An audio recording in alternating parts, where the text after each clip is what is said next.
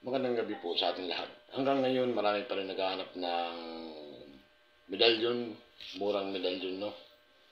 Katulad ng San Benito, Taspico Roma, City Arcangles, Empinito, ring ng San Benito, ring ng Taspico Roma.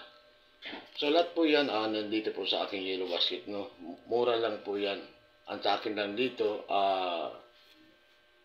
sa mga kukuha, dapat malakas po ang paniniwala at pananalig. Gamitin po ito bilang proteksyon at huwag pong ipagmayabang.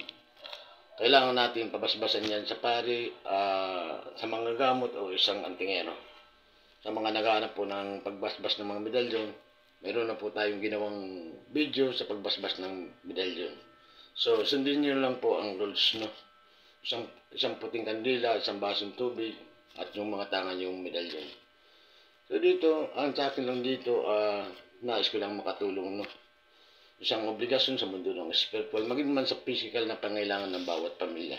Wala tayong hangarin dito, kundi ang makatulong sa ating kapwa. Sa muli, ako nga pala si Gary Burgaño, taga Tabaco City, Portes. Kilala sa tawag na ang Ninuno Pitel. Ang gamutan po dito, Lunes hanggang Sabado. Alas 9 ng umaga hanggang alas 5 ng gabi. So maraming pong salamat ang Ninuno Pitel.